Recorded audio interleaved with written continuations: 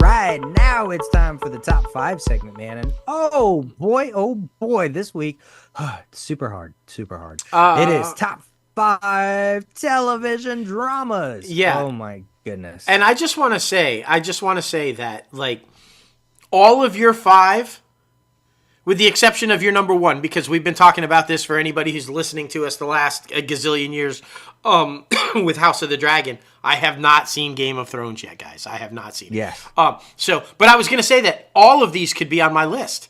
I feel like this was so hard because I'm trying to go through them, and I could have literally put like 50 of dramas So many. over the decades that I've been alive. I could have filled this list up. So I tried to bounce them with some newer ones and some older ones just to kind of keep it. But man, this was tough. This was really tough. It really was. And you know, it's funny. We were talking about Warner Brothers television situation. Four of my five are from Warner Brothers. Oh, that's So hilarious. like, That's I know, but they make some good television. They that's for sure. they do. One of mine is. Got one of them. Yeah. Yep. But well, I tried to be equal, fair opportunity. Equal opportunity. man, mine are that's for represented sure. pretty well, I think. All the That's major right. studios. But anyway. Oh my goodness. I love it. I love it. Well, my number five when it comes to television dramas, I just started this one literally while he was in his heart procedure, which is kind of weird while you're watching this show in the hospital. So, I mean, yeah, I don't know what that says about me, but it's fine. I'm loving it. I'm late to the game when it comes to Dexter. Oh my gosh. The guy who they got to play Dexter is perfect because this motherfucker is creepy, but in the most endearing way. Like you're rooting for him, but then at the same time, you're like, I don't know if I really want to be your friend because like Yeah. you could kill me at any point in time. But I love it because I mean, it shows the dynamics of, humanity in general, with anger, passion, numbness, and just being able to navigate life in such an interesting way when you have so many different emotions. And I feel like this show is so layered when it comes to all of its characters because it seems like everybody in the main cast is just wanting to do the right thing and do what's right by themselves and their family and everybody around them.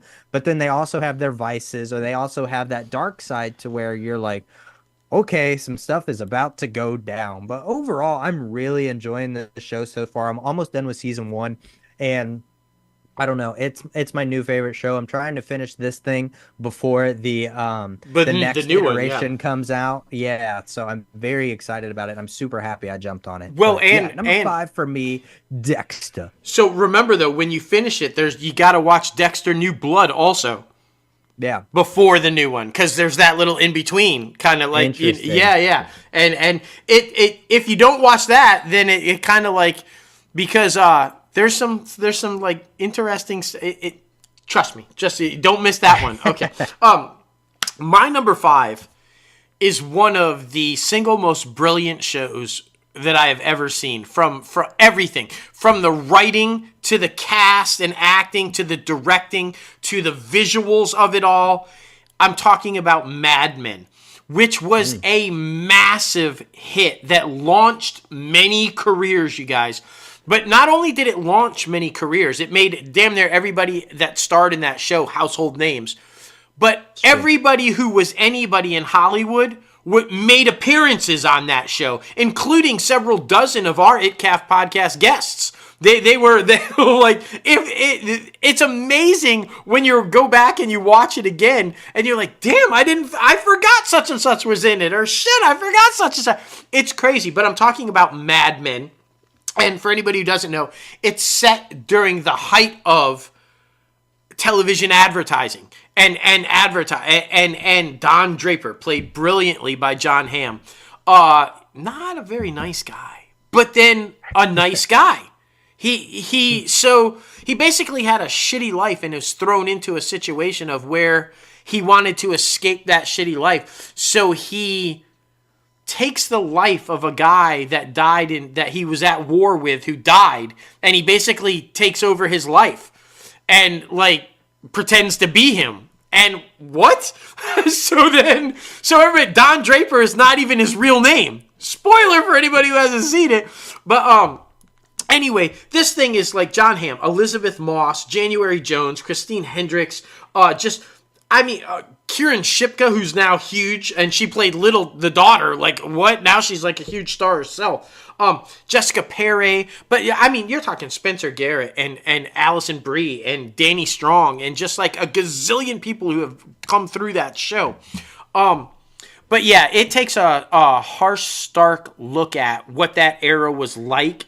And basically, everybody was cheating on everybody. Everybody was having affairs. And, like, you know, you couldn't... And the television ad industry back then was like a rock'em sock'em kill 'em kind of a thing. If you weren't getting accounts, you were basically done. So you were going after the car accounts, you were going after the cigarette accounts, you were going after like it was insane. And to see it all play out is just brilliant. And I don't want to spoil it for anybody, but I am.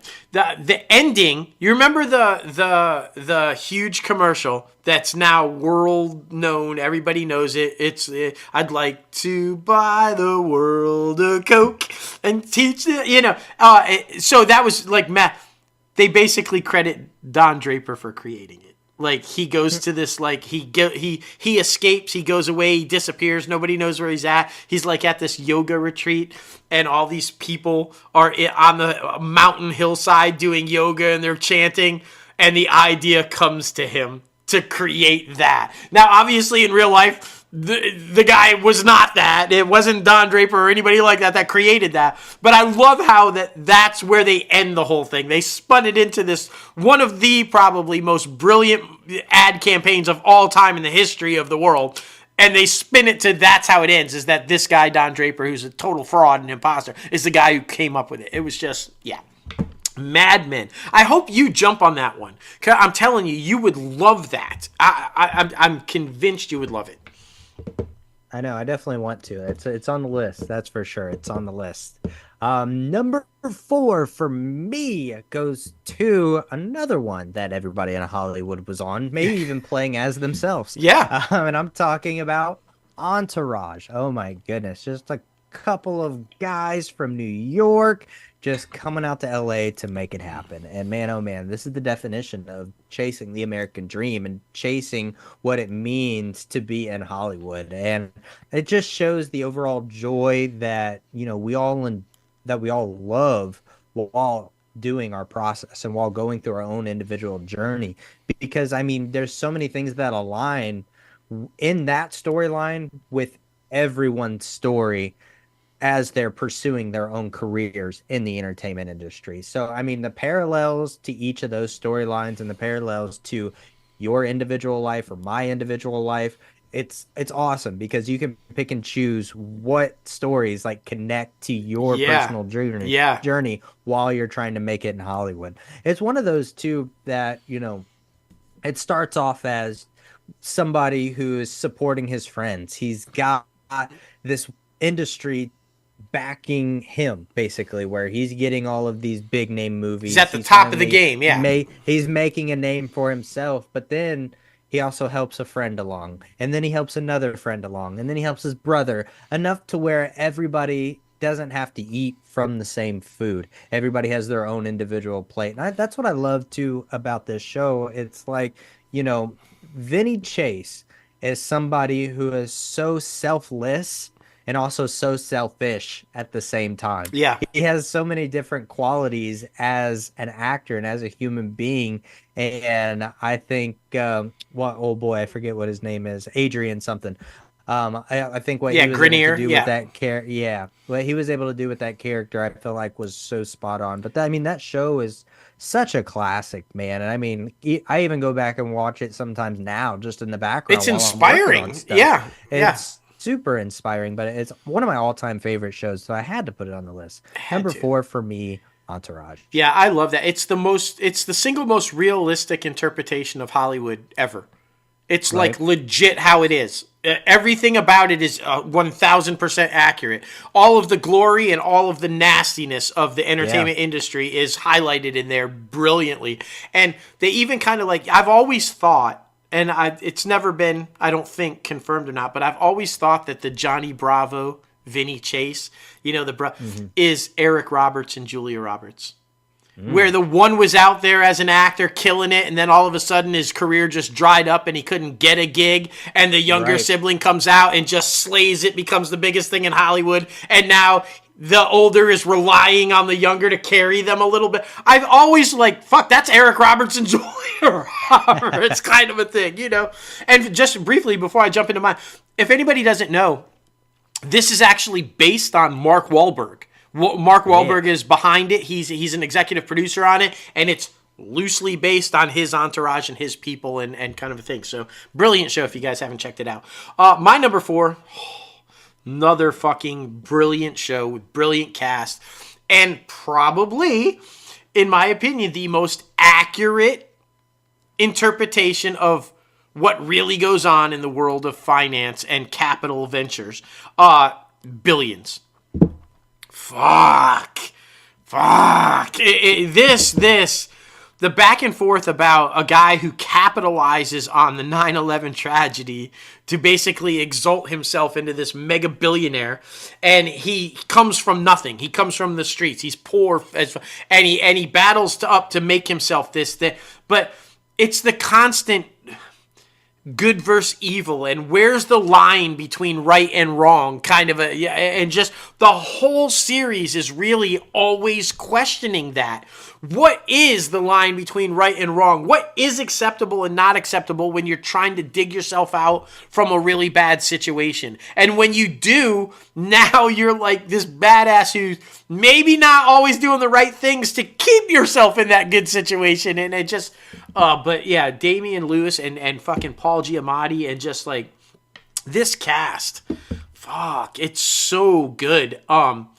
And this is one of the rare shows that came out of the gate perfect and ended perfect. How many times do we see a series end in the season finale or the series finale is like, could have been better. I wish they would have done this. I wish they would have done... No. This fucking show came right out, boom, and ended with giving the fans everything they wanted. It ended the way you expected it to end, and you were happy with it. And I fucking love that. So if you guys have not checked this out, and you're into this kind of shit, the Justice Department versus billionaires, and evil and good, and blah, blah, Billions. Check out Billions. It's fun. And again, another one where some of our guests are on that show.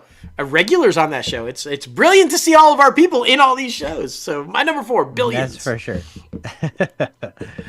My number 3 is probably the best version of a video game adaptation. This and probably the Super Mario Brothers movie. I'm talking about The Last of Us. Yes. Pedro Pascal and Bella Ramsey. So my good. Goodness. Talk about literally an hour movie each episode. I mean, the cinematic beauty of this thing is absolutely insane. The storyline where it bobs and weaves. I mean, let's be honest about it. Is it kind of The Walking Dead 2.0? Yes, but at the same time, it's different in the same vein. So I think what they're doing is very interesting when they add the new chemical imbalance where the zombies or whatever, the disfigured people are, manipulated with their genealogy and things like that. So that's very interesting. But yeah, man, I think every episode of this thing is top tier, Emmy winning, beautiful award winning work.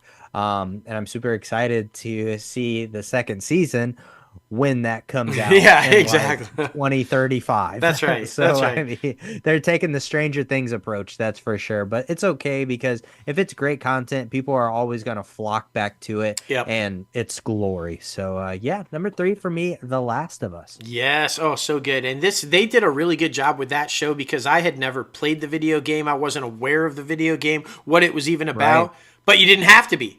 Which I love. This is an adaptation, but you could just jump right in even if you had no clue what it was and enjoy the show. And man, so good. So good. Good choice. My number 3, it's very inspirational for us and what we do and how we are and the back and forth that we have. This is a show, though, again, much like Mad Men, that when it started, other than maybe Gina Torres, who had done some stuff, you couldn't name a person on that show. They were all relative nobodies that you had never heard of. And now, Everybody knows who they are. They're everywhere. They're massive. I'm talking about Suits. But if you tell me you knew who Gabriel Macht was, or Patrick J. Adams, or Rick Hoffman, or Sarah Rafferty prior to Suits, you're full of shit. But now they're household names, and it's because this show was so fucking brilliant. This show, the dynamic between the young and the old, the mentor and the mentee, and learning from each other. And by the end of the run, had switched places, basically. They're like, the young guy's now the one. But it takes place in corporate law with finance. That's the premise of it, right? But this is a brilliant drama about people and personalities and different personalities and backgrounds learning to coexist and then go beyond coexist and actually find respect and love for each other, and how to make different personalities work together. And I think it's a brilliant character study of that. Like each character and the way they develop over the years and their backstories and who they become during this, and how there's disdain and hatred literally at the beginning, and I'll die for you at the end. It's a brilliant path to see how they get there. Which is one of the main things I really enjoyed about this show. Obviously, I love the law. I love corporate type stuff, and all this kind of stuff that they deal with in the content of the show. But for me, it was the storytelling and the character. Aaron Korsh did a brilliant job of the character development of these people. You felt for them. You wanted to be a part of them. You wanted to be in that group, right? So, and Meghan Markle. I forgot Meghan Markle. She's a literal princess now. A brilliant show. Number 3, Suits. There it is, man. And there it is. Number 2 for me goes to I don't want to be anything other than One Tree Hill. One Tree Hill. Yes, that's right. I love that show. It really just shows the unity of family that may not be your family, especially having such a tight-knit group of people around you, especially, the whole show started when everybody was in high school, but then they have more seasons after they're out of high school. So that kind of shows you the popularity of the dynamic of the actors and the characters that they had even after the first initial concept was expired, I guess you could say. Mm-hmm. So it was always very interesting to me to see how they keep coming up with new storylines to keep the show fresh, to keep the show clean. Yes, do you lose some of your main cast members? You do, and it's sad, but they have a nice send-off, but you also get in these new cast members to kind of fill those type of roles that pick up the same weight, if not more, due to different adult experiences that happen throughout the show. But it's one of those that, like we talk about all the time, blood is not thicker than water. I don't care what anybody says. Yeah. The people around you, your friends who care about you more than your family, those are the people who are your ride or dies that are going to be with you no matter what. And this show is proof positive that. Did it have a lot of behind the scenes shit that was happening? Yes, by far. And they talk about it on the podcast. All the leading ladies of the first 6 seasons, they have a podcast now. That's how close they are in real life. Yeah. They have a podcast that they all do together. But I mean, they've all come out of it with such strong friendships, and it's always beautiful to see. So that's why number 2 for me is One Tree Hill. Great theme song too. Oh my gosh, so good, so good. And yeah, we would love to have any of the main 3 women on the show. Any of them. Bethany, Hillary, Sophia. Open invite, man. Come on. We're huge fans. Just come on the show. My number 2. And the Television Academy can come at me, and I'll say, go fuck yourselves. Because this is not a comedy. It's a goddamn drama.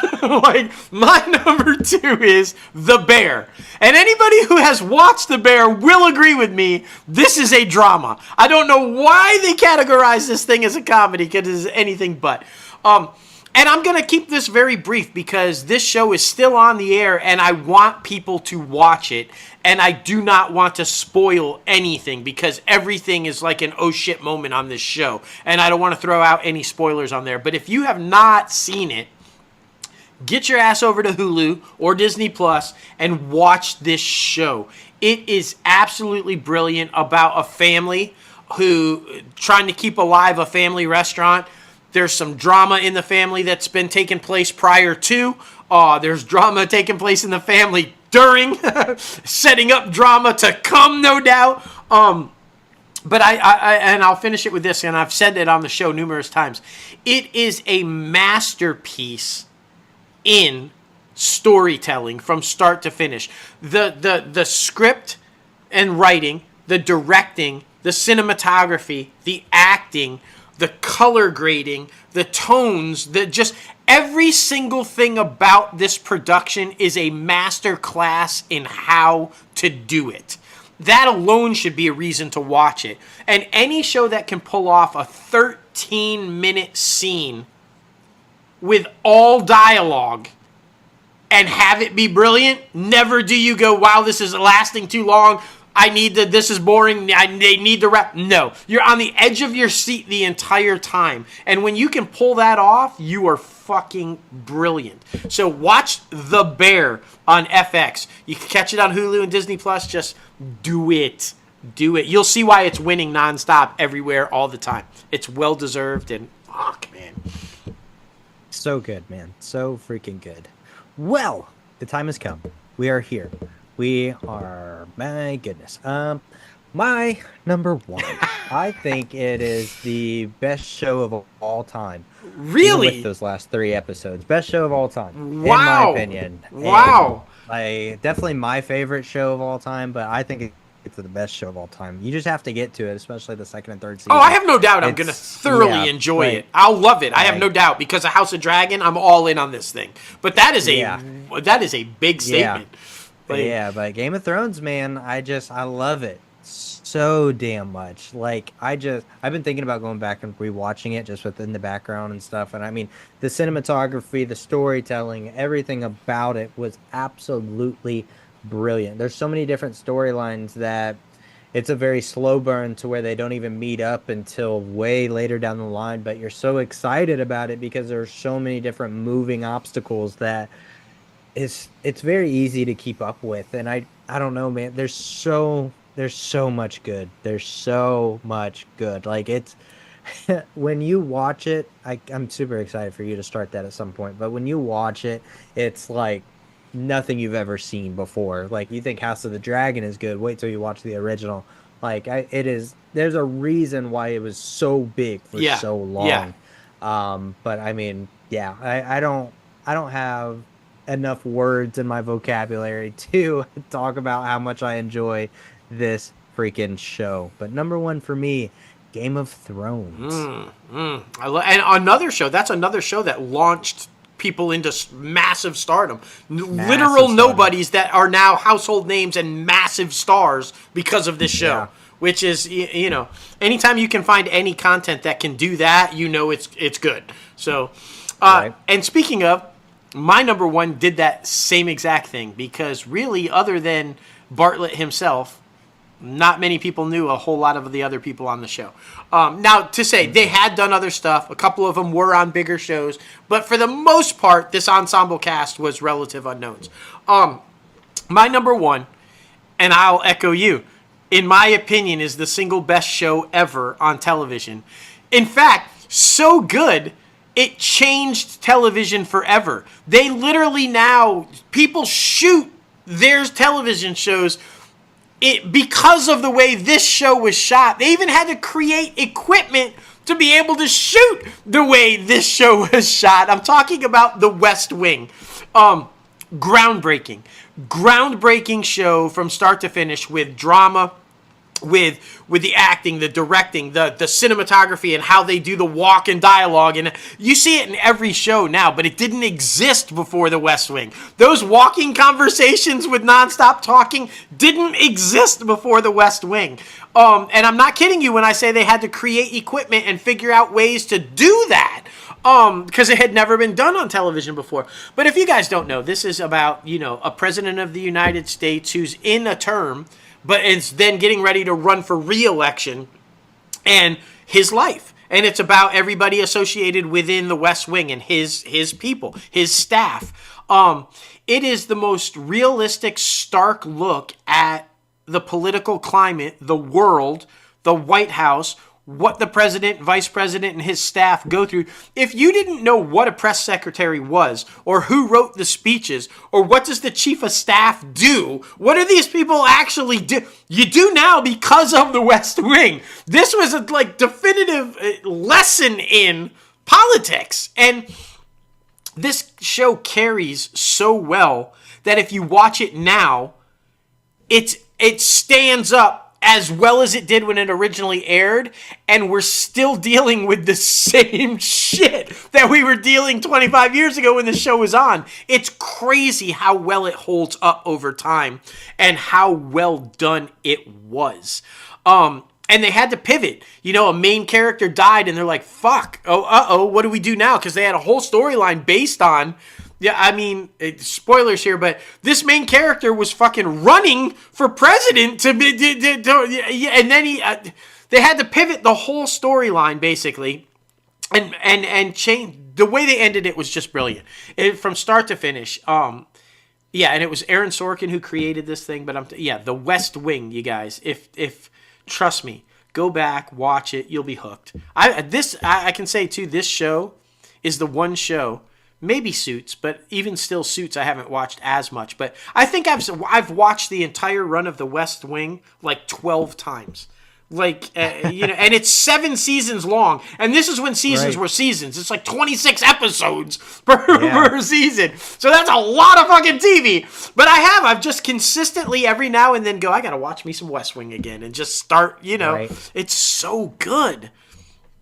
It really is, man. It really is. It's a great freaking show, and damn near every time you watch an episode, you might cry because the dialogue is so good. My God, yeah, just so good. Talk about character development, right? Oh. Yeah, that's for sure. Oh, my goodness. Well, we want to know, what is your favorite drama television show? Be sure to comment below in the YouTube comment section or in the podcast comment section or on X Threads, all the good places where you can find us. We love the fan interaction, so please be sure to do so. We're very curious because there's so many good shows out there. So we know we couldn't list all of them, so please let us know yours.